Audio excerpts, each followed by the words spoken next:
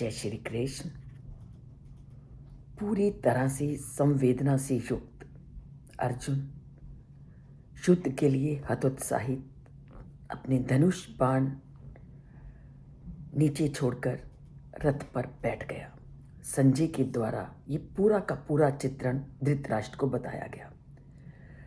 अब अर्जुन श्री कृष्ण को क्या कहते हैं और श्री कृष्ण अर्जुन के मन की इस दुख संवेदना को कैसे दूर करते हैं, श्री कृष्ण के शब्दों के माध्यम से जानते हैं कि श्री कृष्ण पूरी तरह से युद्ध से हतोत्साहित उस अर्जुन को कैसे युद्ध के लिए तैयार करते हैं। और परम पिता परमात्मा जब जब भी ऐसी परिस्थिति आती है, व्यक्ति दुख से युक्त हो जाता है, दुख से हतोत्साहित हो जाता है, तो उन दुखों से पार उतारने के लिए श्री कृष्ण हमेशा व्यक्ति के सामने आते हैं और दुख की परिस्थिति में उसके दुखों को दूर कर उसे पुनः उसी स्थिति में लाने का प्रयत्न करते हैं, अगर मन में श्रद्धा और विश्वास हो। तो जानते हैं कि किस तरह से श्री कृष्ण अर्जुन को सांत्वना देते हैं और उसको पुनः युद्ध के लिए प्रेरित करते हैं। तो वो क्या कहते हैं, तम तथा कृपया अविष्टम अश्रुपूर्ण आकुल एक क्षणम विषीदंतम इदम वाक्यम उवाच मधुसूदन। अब अर्जुन को तो उन्होंने ऐसी करुणामयी स्थिति में देखा है और करुणामयी स्थिति से उबारने वाले भी श्री कृष्ण हैं।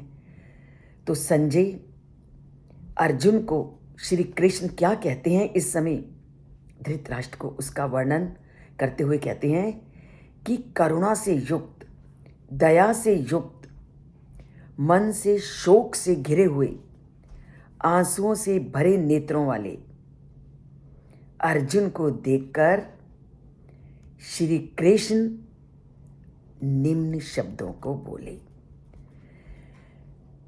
क्योंकि अर्जुन इस समय पूरी तरह से हतोत्साहित है, तो संजय अर्जुन की भावनाओं को व्यक्त करने के लिए कृपया शब्द का प्रयोग करते हैं। जैसे कृपया अवेष्टित, कृपया शब्द का प्रयोग करते हैं। कृपया का अर्थ होता है करुणा या संवेदना, अर्थात जो हमारे मन में दुख के कारण भाव उत्पन्न होते हैं वो करुणा और संवेदना होते हैं। और इस करुणा और संवेदना को बताने के लिए संजय ने अर्जुन के लिए कृपया शब्द का प्रयोग किया। अब मन में इस प्रश्न का उठना भी स्वाभाविक है कि संवेदना कितने प्रकार की होती है। संवेदना दो प्रकार की होती है, एक दिव्य संवेदना और दूसरी भौतिक संवेदना। अब दिव्य संवेदना क्या है? दिव्य संवेदना है जिसका अनुभव भगवान और संत लोग भौतिक जगत में जब व्यक्ति भगवान से विमुख हो जाता है, कि वो कहता है कि भगवान है ही नहीं, अर्थात भगवान से उसका कोई नाता नहीं रहता, उन लोगों को देख करके संतों के मन में या भगवान के मन में जो दुख उत्पन्न होता है वो होती है दिव्य संवेदना, जिसका अनुभव केवल जो उस परम पिता परमात्मा की शरण में लग गए हैं वो वही कर सकते हैं। जब वो उन लोगों को देखते हैं जो संसार में पूरी तरह से उस परम पिता परमात्मा से अपना नाता नहीं जोड़ते, तो जो परम पिता परमात्मा से अपना नाता जोड़ लेते हैं उनके मन में दुख होता है कि वो क्यों नहीं, ऐसे लोग जो परमात्मा से नाता नहीं जोड़े हुए वो उस परम पिता परमात्मा से अपना नाता जोड़ते हैं। और दूसरी संवेदना जिसका हम दूसरों के कष्टों को देखकर अनुभव करते हैं। तो ये है दूसरी संवेदना। जब हम किसी को कष्टपूर्ण स्थिति में देखते हैं, उसकी कष्टपूर्ण स्थिति को देखकर हमारे अंदर जो कष्ट के भाव उत्पन्न होते हैं, वो होती है अन्य प्रकार की संवेदना। अन्य प्रकार की संवेदना का भी मनुष्य में होना बहुत अच्छी बात है, परंतु यही सर्वदा वंदनीय नहीं मानी जाती, ये सर्वदा श्रेष्ठ नहीं मानी जाती।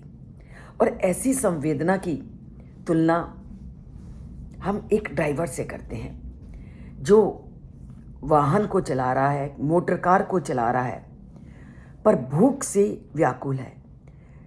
चालक की ओर ध्यान न देकर वो वाहन की देखरेख में लगा हुआ है। वही स्थिति हमारी है कि जो परमात्मा को नहीं देख रहा, केवल अपने ही सुख सुविधाओं के में लगा हुआ है, उन्हीं में ही वो रमा हुआ है, वो होती है दूसरी प्रकार की संवेदना। अर्जुन दूसरी प्रकार की संवेदना का अनुभव कर रहा है। अनुभव के जो उत्पन्न हो रहे हैं अर्जुन के मन में, ये उसी चालक की स्थिति को वर्णन करते हैं जो भूख से पीड़ित होने पर भी वाहन की देखरेख में रखा है।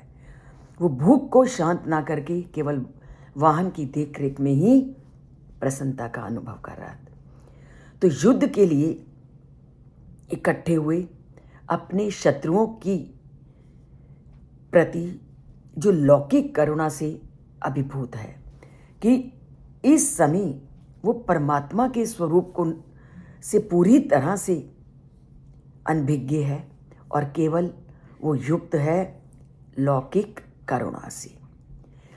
गहन शोक से भरा अर्जुन की निराशा को वर्णन करते हैं जो पीछे के जितने भी श्लोक हैं, या अर्जुन जो रथ पर बैठा है और पूरी तरह से हतोत्साहित है।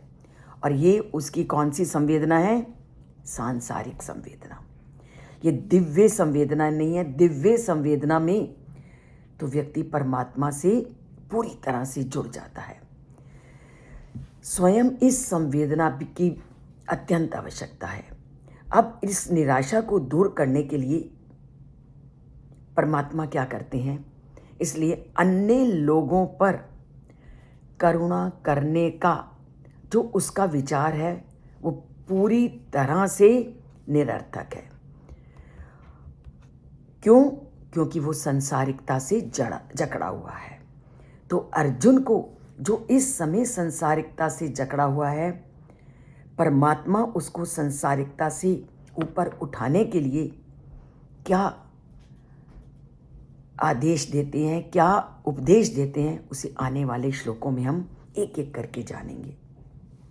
परंतु यहाँ श्री कृष्ण के लिए जो नाम प्रयुक्त किया गया वो है मधुसूदन। अब श्री कृष्ण को मधुसूदन क्यों कहा जाता है?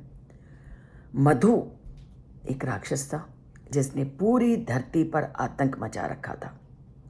और जब जब धरती पर आतंक फैलता है, जब जब धरती पर कोई ना कोई कष्टपूर्ण परिस्थिति आती है, उसी समय परम पिता परमात्मा अपने भक्तों की रक्षा के लिए जन्म लेते हैं और जिस संकट में वो घिरे हुए हैं उस संकट को दूर करके उनके जीवन को पुनः सुखमय बनाते हैं। तो जब मधु नामक राक्षस ने पूरी धरती को डरा रखा था, तहस नहस करने में लगा हुआ था, उस समय श्री कृष्ण ने अवतार लिया, मधु नामक राक्षस का नाश किया। तब से उनका नाम पड़ गया मधुसूदन। और इस श्लोक में मधुसूदन शब्द का प्रयोग करने के पीछे भी यही रहस्य है कि इस समय भी जो धरती है वो अन्याय से युक्त है, अधर्म से घिरी हुई है। तो हे परमपिता परमात्मा, आप ऐसा रास्ता दिखाइए कि जिससे ये अन्याय और अधर्म का इस धरती से नाश हो।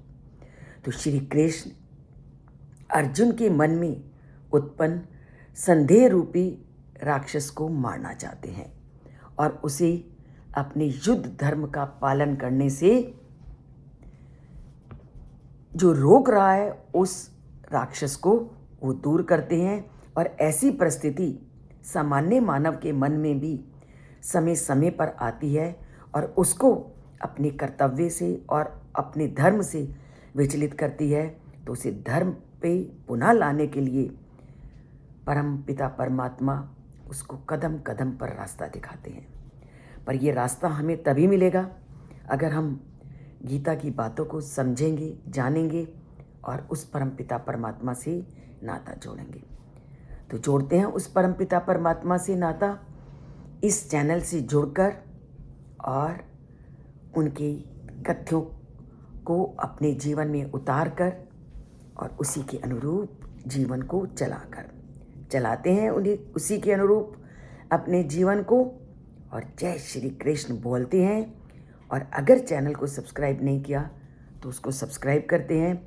सब्सक्राइब केवल एक बार करना है, उसके बाद उस बटन को नहीं दबाना। तो बोलिए जय श्री कृष्ण और लाइक पर उंगली रख दीजिए। जय श्री कृष्ण।